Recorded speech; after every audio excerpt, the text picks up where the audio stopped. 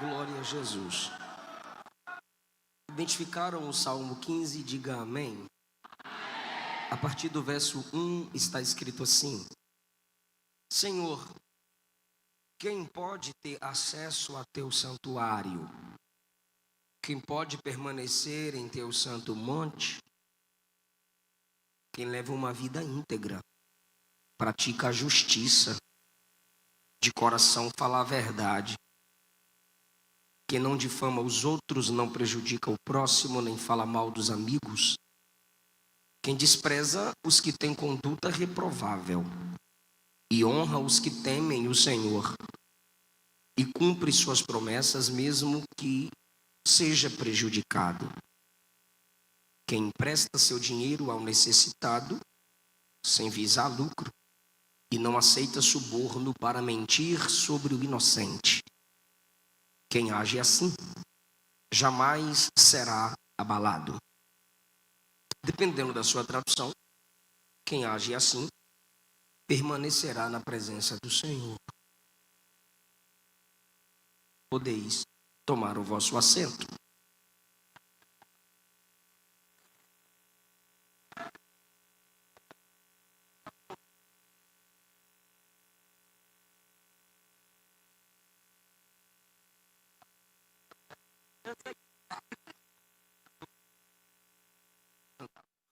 Queridos, é bom estar com vocês para cultuarmos o precioso nome de Jesus e também poder ministrar a sua poderosa palavra.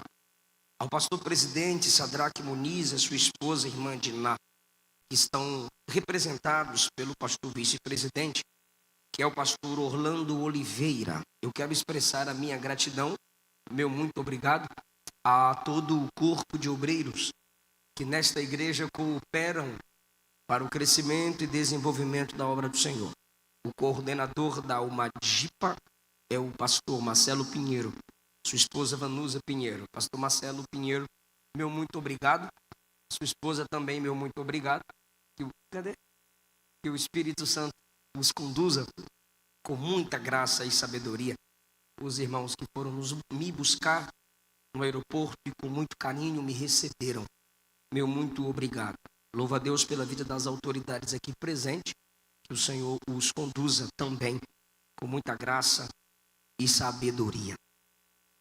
Há uma proliferação de falsos crentes em nossos dias e a culpa são dos pregadores. Falsos pregadores pregam falsas mensagens e são sustentados por falsos crentes. Se tem falsos pregadores, tem falsas mensagens e o resultado são falsos crentes, nós teremos falsas igrejas. Se temos falsas igrejas, nós temos um aglomerado de pessoas que não nasceram de novo. Um aglomerado de pessoas que não conhecem o Evangelho. E eles pensam que estão cultuando a Deus ao seu modo. E ainda dizem, cada um tem o seu jeito, cada um tem a sua verdade. Isso não serve para o culto. Para o culto a Deus, só serve a verdade de Deus. Se o culto é de Deus ou para Deus, ele tem que ser baseado naquilo que Deus diz. Na igreja física, qualquer pessoa pode entrar. Num ambiente onde se pratica o evangeliquez, do glória a Deus, aleluia, amém, Deus abençoe.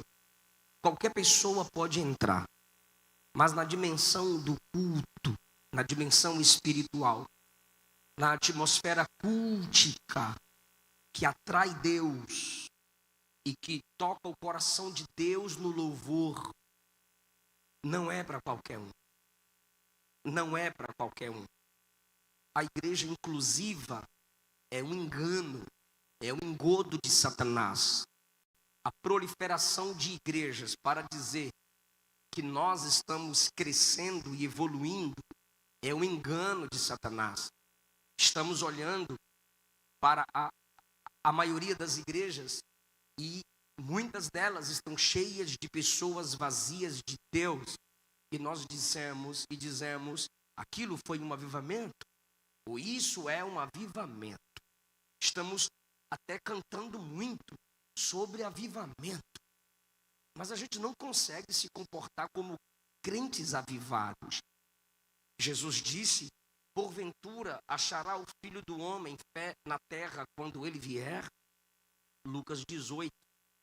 Mateus 24, Jesus disse: por se multiplicar a iniquidade, o amor de muitos se esfriará.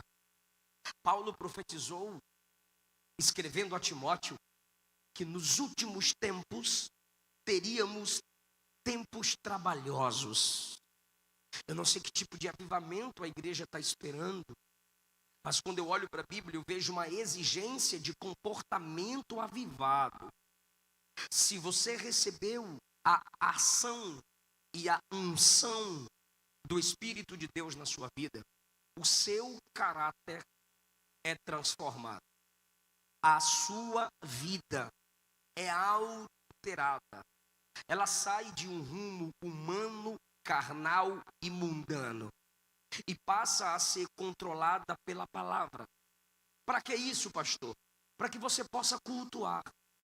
Para que o culto não seja 2 horas de simplesmente barulho, aleluia, glória a Deus, dentro de um prédio. Mas que o culto seja praticado antes mesmo de nos reunirmos aqui. Por que eu digo isso? O Salmo 15 completa, ou é a base, para tudo isso que eu estou falando a vocês aqui. Eu quero dividir a minha mensagem em 3 pontos. Perguntas importantes. O segundo ponto, um equilíbrio importante. E o terceiro ponto, a coisa mais importante. O que está acontecendo no Salmo 15, que se conecta a essa introdução que eu falei a vocês, é que há um adorador a caminho da tenda da adoração. Essa tenda é chamada de tabernáculo. E antes que ele chegue perto do ambiente de culto para adorar, ele faz perguntas importantes. E as perguntas são: Senhor, quem pode entrar no teu tabernáculo? Senhor, quem pode ter acesso ao lugar da intimidade?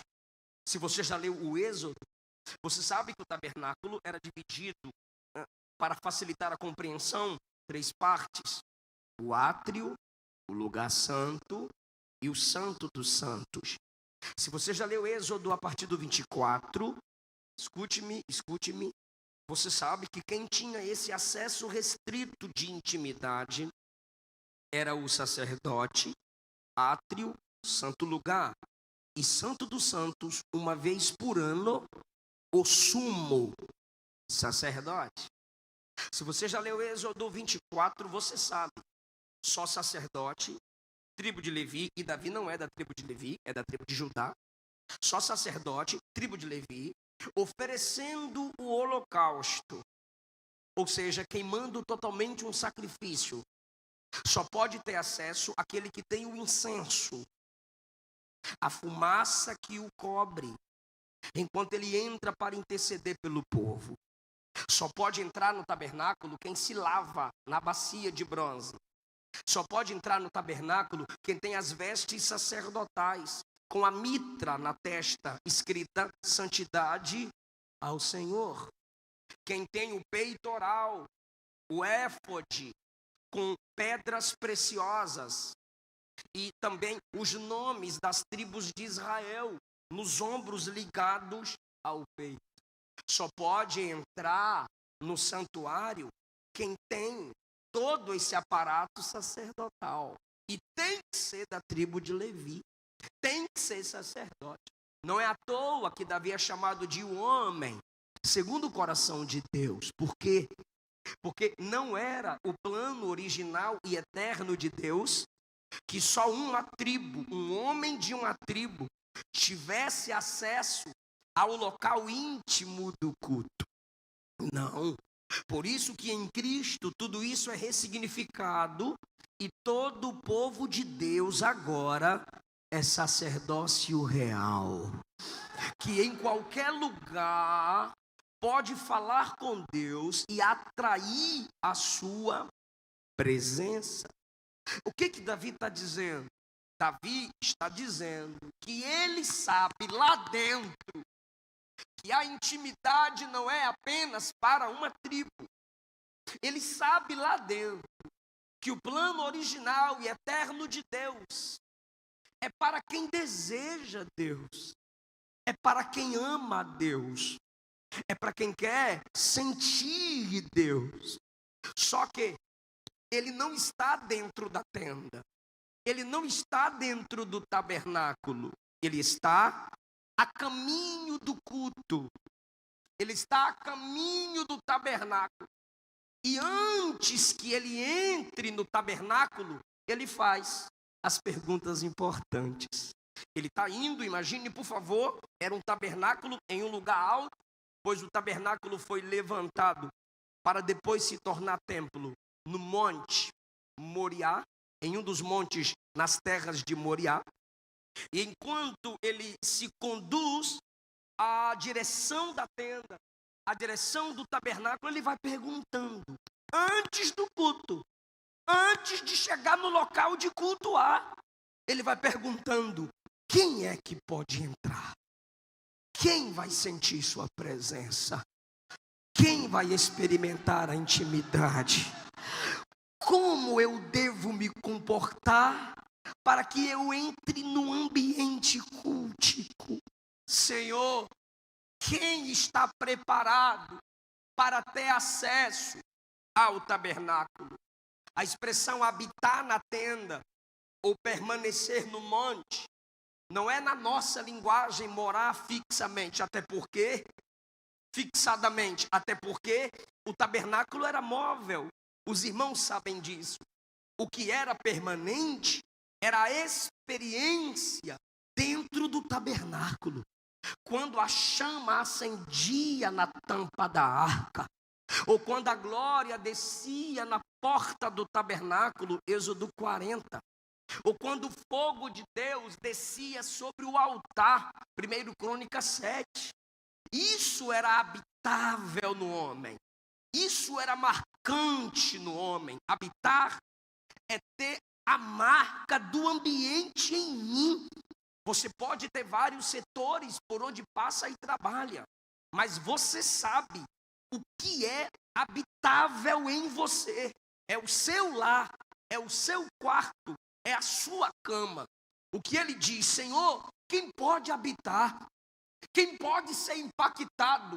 Quem pode ser marcado pelo culto no tabernáculo? Por que ele faz perguntas?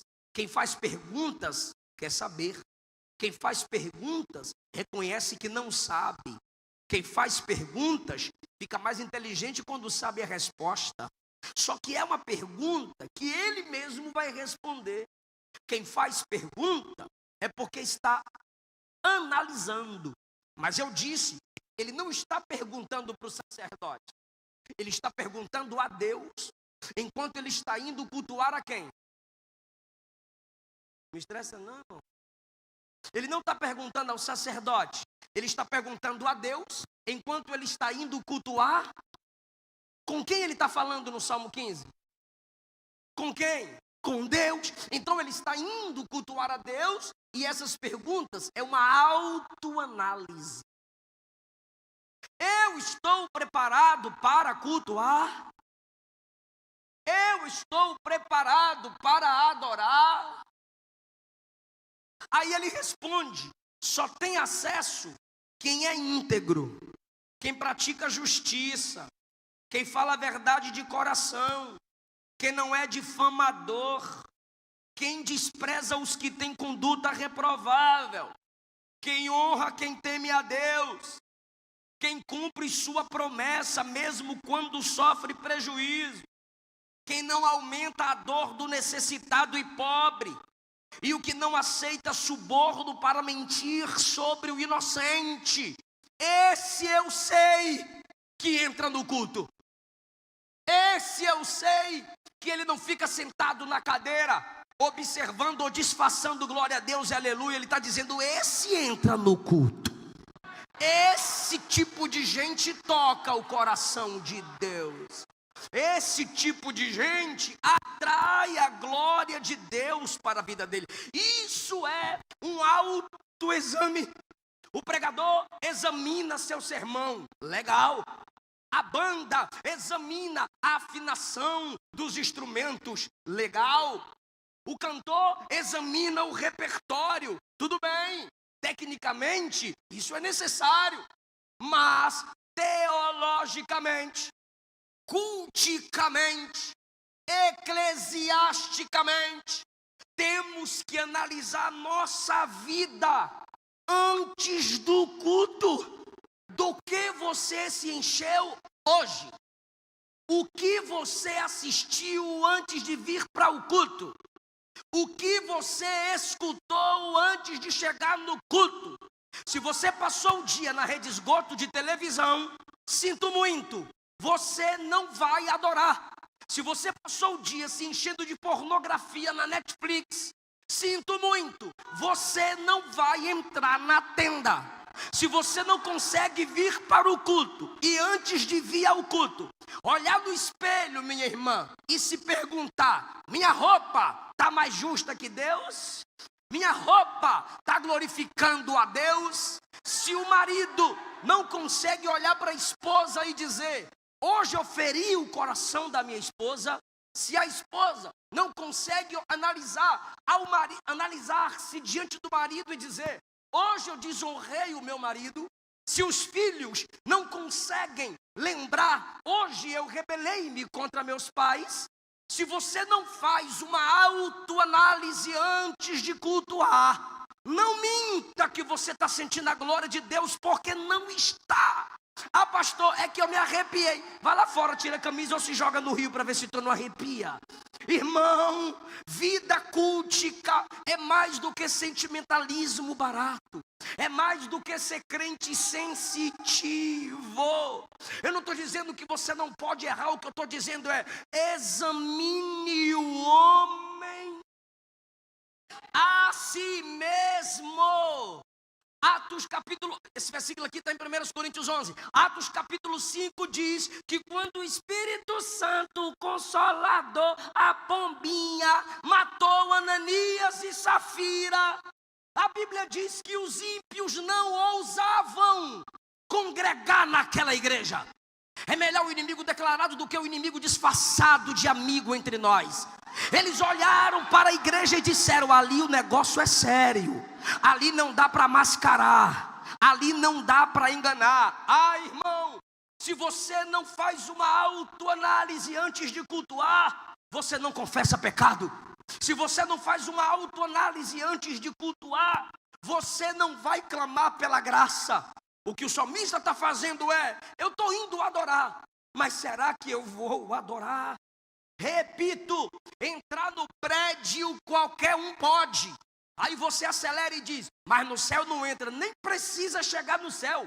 O culto não sobe. Perdeu tempo. O que eu tenho que fazer, pastor? Vai para casa. Deuteronômio capítulo 5, o povo estava no pé do monte, e Deus disse a Moisés: eles não querem me ouvir, manda que eles voltem cada um para sua tenda. Deus não quer que tu perca tempo. Vai para casa.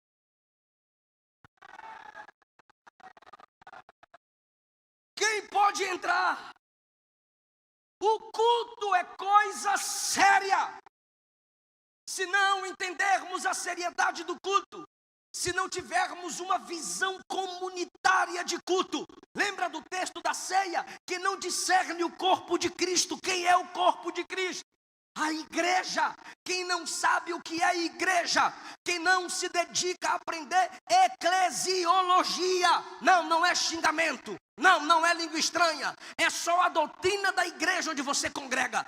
Quem não conhece o que é igreja, não sabe o que é corpo de Cristo, não cultua. Precisa dos outros cultuando, precisa dos outros preparando o ambiente, mas ela mesma ele mesmo não consegue atrair Deus, não consegue gerar um culto agradável para Deus. Agora, por que ele pergunta a Deus? Porque ele sabe que culto é para ser recebido por...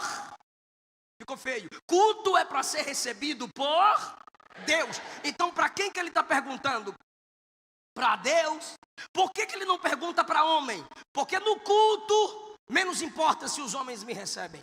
No culto, menos importa se os homens me aplaudem. No culto, menos importa se os homens me cumprimentam. No culto, eu tenho que ser recebido por Deus.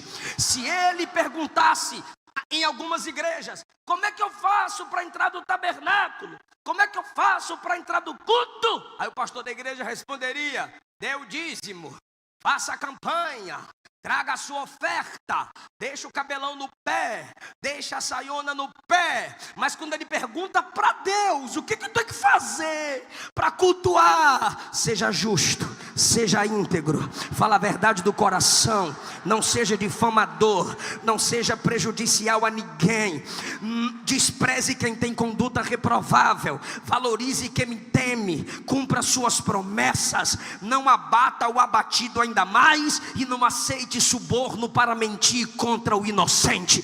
Essa é a resposta de Deus.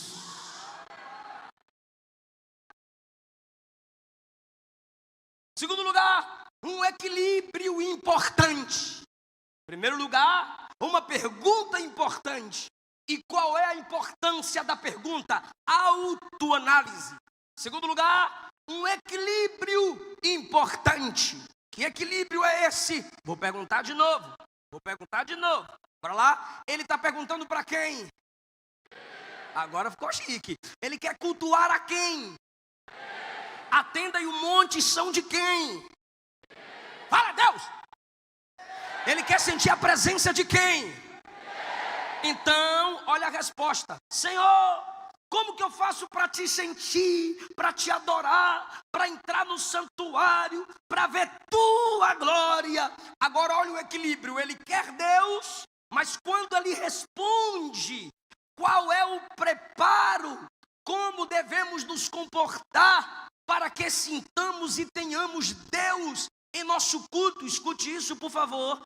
Todas as respostas condizem ao relacionamento com o próximo. Ele está querendo Deus, ele pergunta para Deus, mas as respostas são direcionadas a Deus conforme, baseadas em meu comportamento contigo, em minha relação contigo, em nossa comunhão. Se não somos capazes de dizer de verdade que somos não entra na tenda do culto, não sobe no monte da intimidade. Vou provar para vocês. Olha a resposta no verso 2: só entra, só sobe quem tem uma vida íntegra e pratica a justiça. O que é a prática da justiça? Da esperança e aliviar o fardo dos injustiçados. É olhando para o próximo. Quem não difama com a língua, quem é esse? Aquele que se esforça para edificar o próximo com as suas palavras. Verso 3: quem entra, Senhor? Aqueles que honram os que temem a Deus. O que é isso? É dar motivo para que os santos, para que quem é cheio de Deus, permaneça agradando a Deus, permaneça se enchendo de Deus. Perceba, ele está falando sobre culto, que é para Deus, mas as respostas têm que ser condizentes com o meu relacionamento com os meus irmãos. Verso 5, não emprestar o dinheiro com usura ao necessitado. E aqui eu preciso abrir um parêntese. O texto não está falando de investidores. O texto não está falando de quem pega um dinheiro emprestado a juro para fazer um outro investimento num país capitalista ou num acordo qualquer. O texto está baseado na cultura israelita, onde se era proibido emprestar dinheiro. Segundo, era proibido emprestar dinheiro ao pobre. Primeiro, era proibido emprestar dinheiro. Segundo, era proibido emprestar dinheiro ao pobre. Em Israel, se alguém chegasse a pedir dinheiro, é porque estava muito pobre de ré, e põe ré nisso. Aí o texto diz: aquele que ajuda o pobre.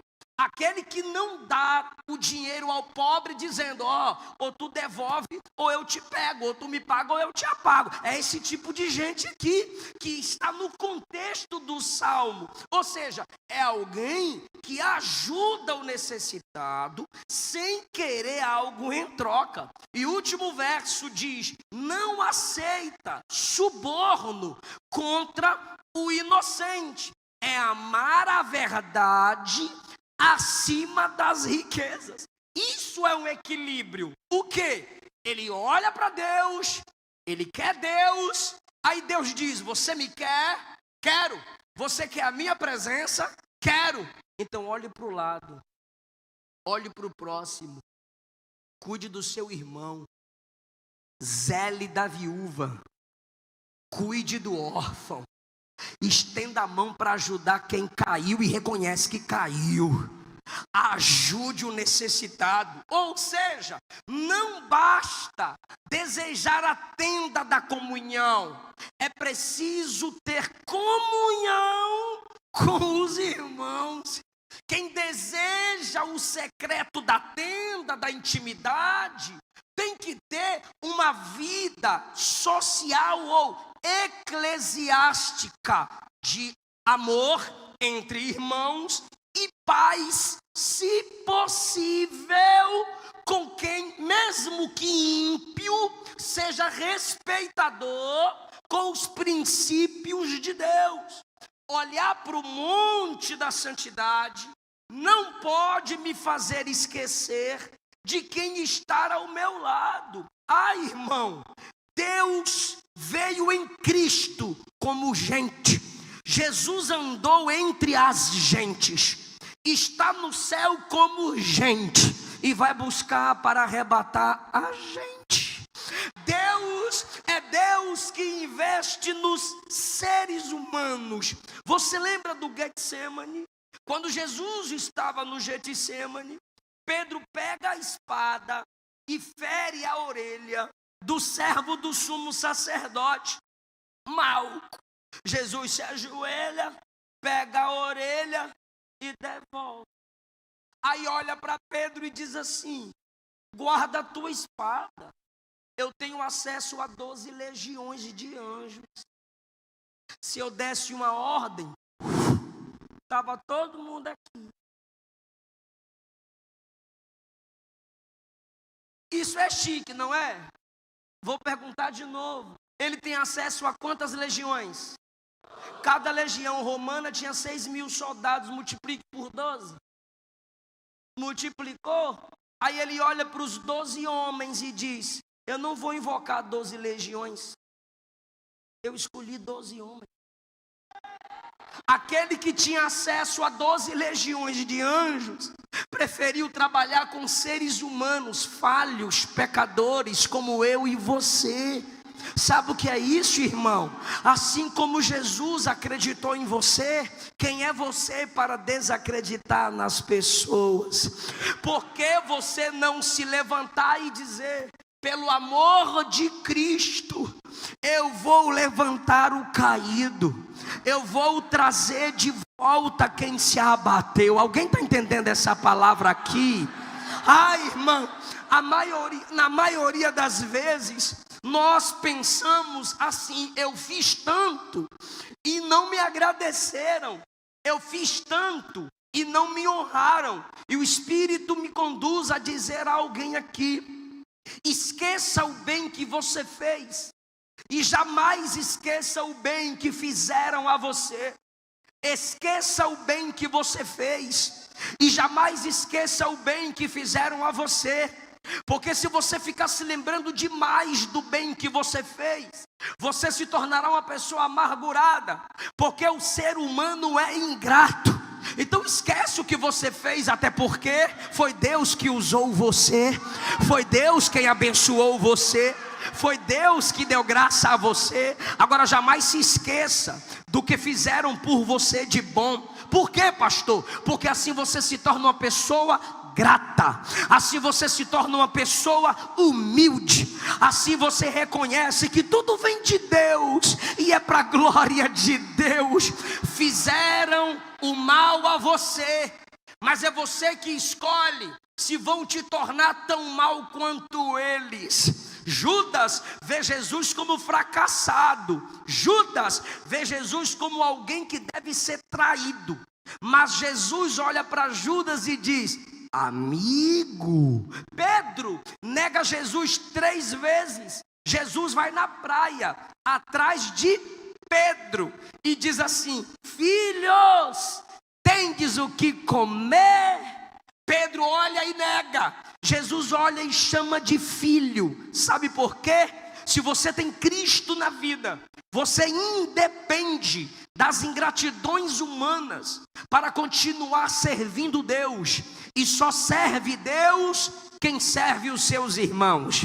Só pode ser uma bênção para o mundo quem é uma bênção na sua igreja local. Talvez você não goste de servir sua igreja local. E ainda diz assim: eu prefiro amizade com os ímpios do que amizade com os crentes. E eu sei por quê.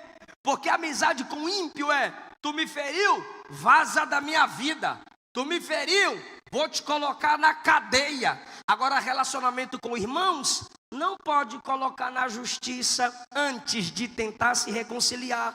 E se ele não quiser te ouvir, traz 2 ou 3 testemunhas. E se ele não quiser ouvir as 2 ou 3 testemunhas, tem que falar para a igreja para tentar ajudar vocês dois. Só depois que ele rejeitar a sua tentativa de reconciliação, depois que ele rejeitar as 2 ou 3 testemunhas, depois que ele se levantar contra a igreja, aí sim ele pode ser excluído. E depois de excluído, tu pode levar o irmão à justiça. Sem antes passar por esse processo, não pode não.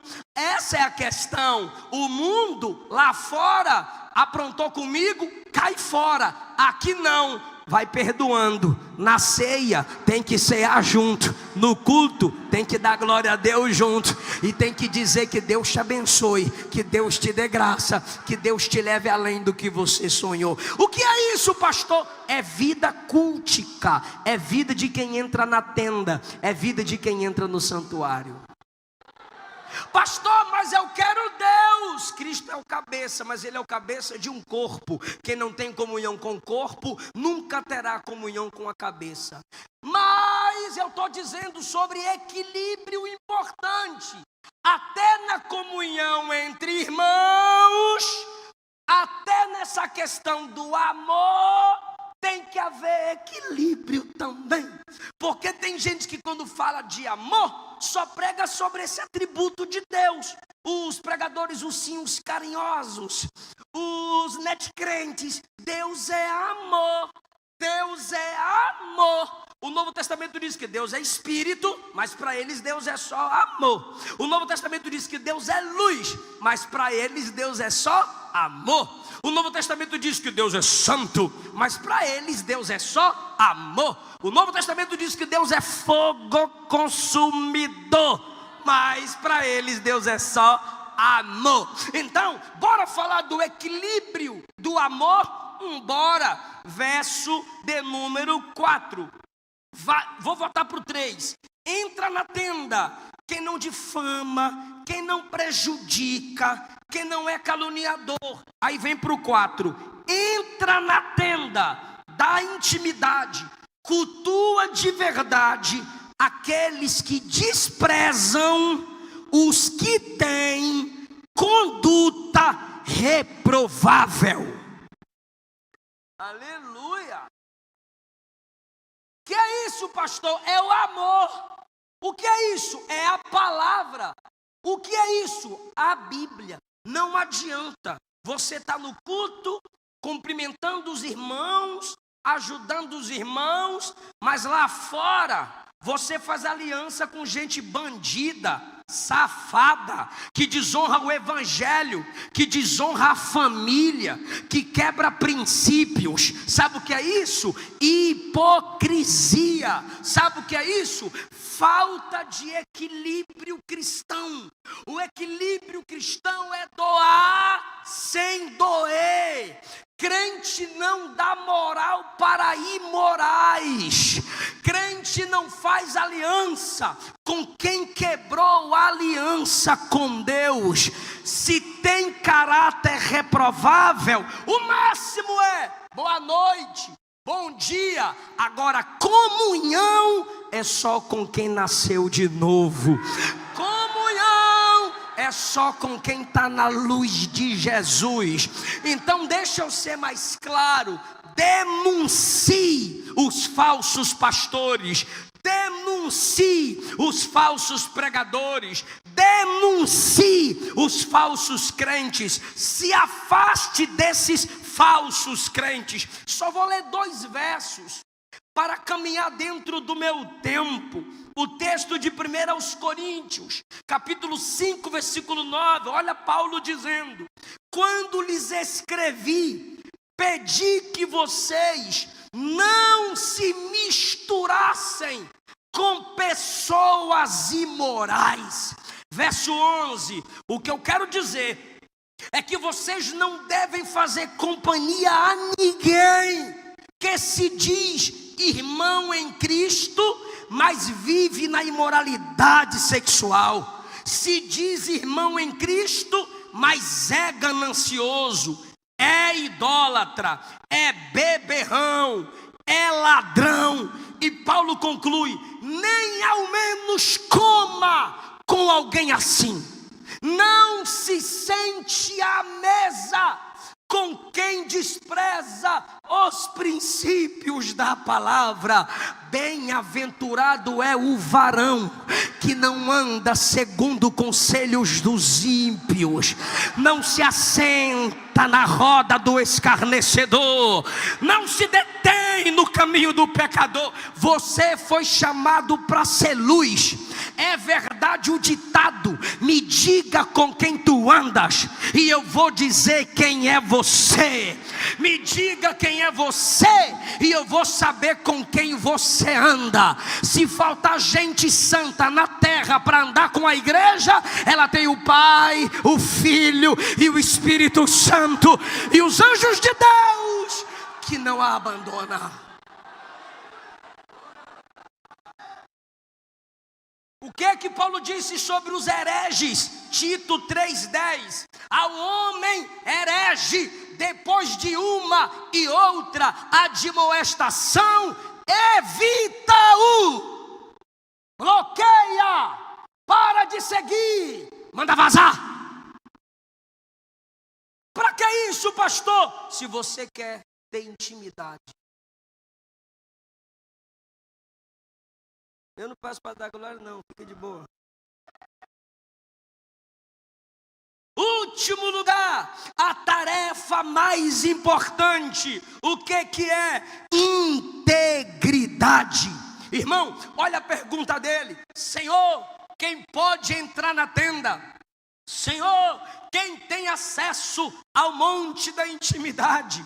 Senhor, quem pode te sentir? Senhor, quem pode te adorar? Aí, irmão, lembra do que eu falei na introdução da mensagem? O sacerdote com as vestes belas, o sacerdote com a mitra, uma lâmina de ouro escrita santidade ao Senhor, o boi oferecido, o cordeiro oferecido no tempo do Antigo Testamento. Isso era o que abria o acesso para o culto. E era tudo muito bonito, mas quando você chega no Salmo 15, não se pede nada de estética para o culto. Acima da estética se pede a ética, pede prática da justiça, pede integridade, pede falar a verdade de coração, pede para não ser difamador, pede para honrar os que temem a Deus. Ou seja, a ética está acima da estética. Às vezes a gente pensa que Deus está no culto porque o sermão foi belamente transmitido. Uma boa hermenêutica, arte da interpretação, uma boa exegese, grandes lições extraídas do texto, uma boa homilética, a postura do pregador, a voz do pregador, a distância do microfone, a beleza do coral, a beleza do prédio. Irmão, tem muitas igrejas que tem muita estética, mas não tem ética. O que é a ética, pastor? É a integridade na vida de quem cultua. Irmão, antes que eu elabore o meu sermão, antes que você cante uma bela música, Deus está olhando para a sua vida, Deus está olhando para o seu caráter. Lembra da oferta de Caim? Agora lembra da oferta de Abel. A oferta de Caim era muito bonita, irmão. Tinha frutos, tinha legumes, tinha folhas. Imagine aquela ceia de Natal que a mãe, a sogra e a tia faz, aquele negócio chicoso. Aí você ia chegar perto da oferta de Caim. Uau!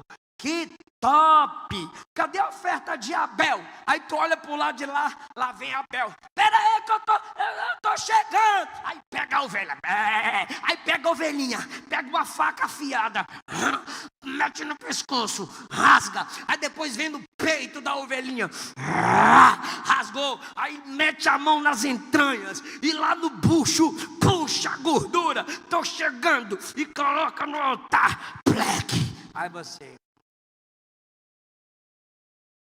A oferta de Caim tem estética. A oferta de Abel, tu diz Só que do céu, Deus olha para o caráter de Caim e diz: é filho do maligno. Deus olha para Abel e diz: é justo. Tem estética, mas não tem ética. Não tem estética, mas é íntegro, é justo. Irmão, eu sei que a sua voz não é bela, mas você adora de verdade. Sua pregação é simples, mas você vive o que prega. Canta música simples, mas canta o que vive. A ética está acima da estética. Alguém está entendendo essa palavra, irmão?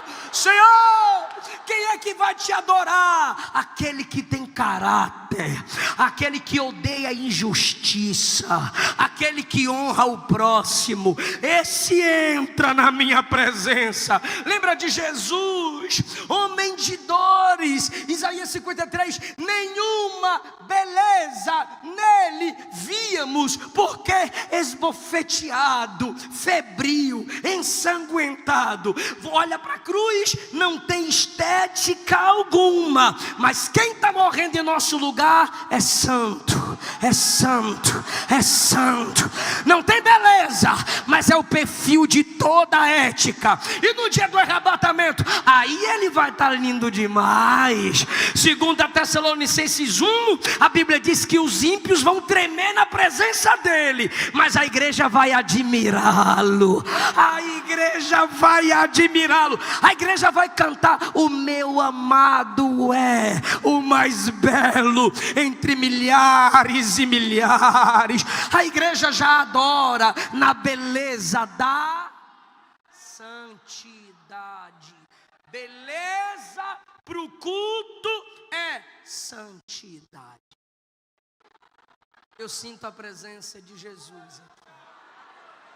Aleluia, aleluia, aleluia, aleluia.